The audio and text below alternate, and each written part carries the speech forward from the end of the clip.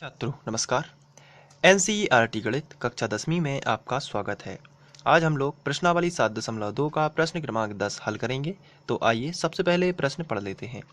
इसमें दिया गया है, एक समचतुर्भुज का क्षेत्रफल ज्ञात कीजिए जिसके शीर्ष इसी क्रम में 3 0 4 5 -1 4 और -2 -1 हैं।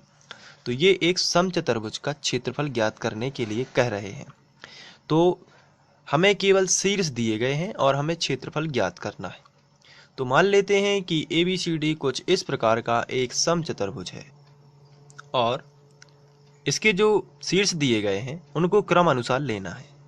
कहने का मतलब ये है कि अगर बात की जाए A, तो ये रहेगा A, ये रहेगा B, ये रहेगा C और ये रहेगा D। इनका क्रम नहीं बिगाड़ना है। तो A के निर्देशांक बनेंगे 3 0, B के निर्देशांक बनेंगे 4 5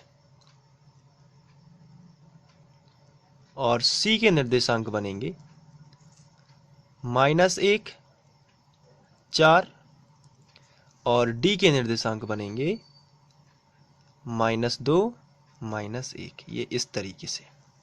ये देखिए ABCD शीर्ष के हमने उसी क्रम में ले लिए हैं। अब हमें समचतुर्भुज का क्षेत्रफल ज्ञात करना है। तो समचतुर्भुज का क्षेत्रफल ज्ञात करने का सूत्र होता है 1/2 गुणित विकर्णों का गुणनफल। तो ये समचतुर्भुज का क्षेत्रफल ज्ञात करने का फॉर्मूला है, लेकिन हमें विकर्ण पता होने चाहिए। यदि हम बात करें समचतुर्भुज ABCD की, तो इसका विकर्ण एक होगा AC और दूसरा होगा BD। तो AC हमें A से लेके C तक की दूरी ज्ञात करना है और उसके बाद हमें B से लेके D तक की दूरी ज्ञात करना है। तो चलिए हम विकर्ण खींच लेते हैं। तो सबसे पहले हमने AC खींचा है और AC जो है विकर्ण, उसको हम ज्ञात करेंगे। उसके पहले हमने अभी तक हल स्टार्ट नहीं किया है, तो हम सबसे पहले हल ही स्टार्ट करते हैं। और इन्हें ABC माना हुआ है हमने चित्र में, तो हम लिखेंगे माना ये A है और ये B है और ये C है और ये D है। चलिए लिख लेते हैं। तो सबसे पहले हमने ये लिख लिया। इसके बाद हमें AC निकालना है। तो AC बीच की दूरी कहलाती है, तो हम लिखेंगे AC बराबर अंडर रूट, और जिस तरीके से हमने दूरी निकालना सीखा था उसी तरीके से कर लेते हैं। तो ये है A और C के बीच की दूरी। तो पहले नंबर में से पहला नंबर घटा देना है और उसका वर्ग लगा देना है, क्योंकि फॉर्मूला होता है x2 - x1 का whole square plus y2 - y1 का वर्ग। तो उसी तरीके से लगाएंगे। पहले नंबर में से पहला नंबर घटा देना है और दूसरे नंबर में से दूसरा नंबर घटाना है। चलिए करते हैं।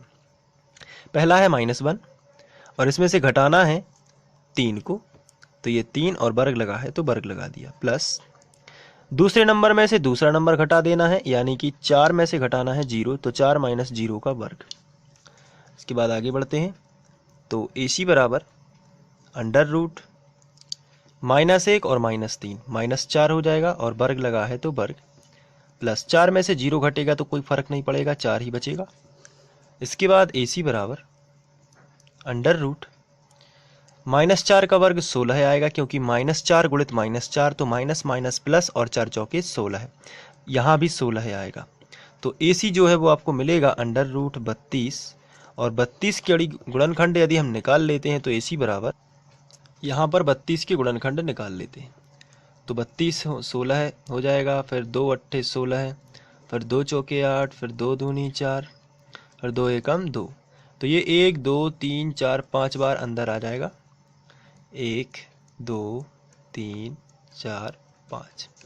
इसके बाद जोड़ी निकालेंगे, 2 की जोड़ी और 2 की जोड़ी, तो 2 गुणित 2 बाहर आ गया, 2 में से 1, यहाँ भी 2 में से 1 अंदर रह गया, केवल अंडर रूट 2।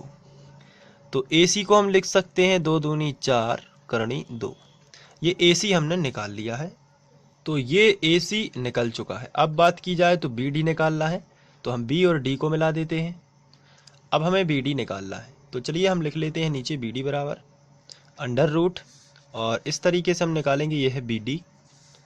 तो इसी तरीके से यहाँ पे देख लेंगे, पहले नंबर में से पहला नंबर घटाना, यानी -2 -4, -2 और ये 4 है तो माइनस तो सूत्र में होता है और -4 ये हो गया, और वर्ग, प्लस दूसरे नंबर में से दूसरा नंबर घटा देना, इसका मतलब -1 में से घटाना है -5 हो जाएगा, वर्ग लगा है तो वर्ग।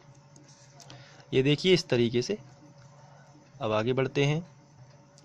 तो अंडर रूट -2 और -4 कितना आएगा, -6, और इसको वर्ग लगा देते, प्लस -1 -5 हो जाएगा -6, इसका भी वर्ग, तो ये आता है 36 और ये भी आता है 36, तो 36 और 36 हो जाते हैं 72। और यदि 72 के गुणनखंड तोड़े जाते हैं तो 2 × 12 और यहाँ पे सॉरी 2 × 6 और यहाँ पर 1 बचेगा, तो फिर 2 × 12 हो जाएगा।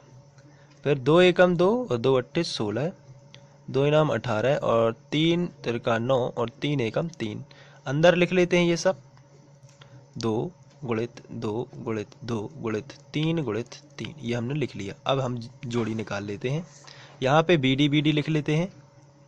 इसके बाद यहाँ की जोड़ी बनती है तो ये बाहर, यहाँ की जोड़ी बनती है तो ये भी बाहर, अंदर रह जाएगा केवल 2, तो BD बराबर आएगा 3 दूनी 6 करनी 2। ये दोनों विकर्ण आ चुके हैं।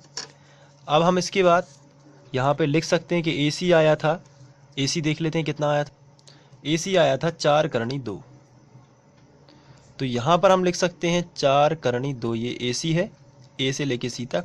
और BD देख लेते हैं कितना आया है, तो BD आया है 6 करनी 2, तो यहाँ पे हम लिख लेते हैं 6 करनी 2। ये हैं दोनों विकर्णों की लंबाइयाँ। इसलिए समचतुर्भुज का क्षेत्रफल होता है 1/2 विकर्णों का गुणनफल। तो यहाँ पे हम 1/2 ज्यों का त्यों लिखेंगे गुणित विकर्णों का गुणनफल। तो यहाँ चित्र से देखें तो विकर्णों की लंबाइयाँ अलग अलग आई हुई हैं।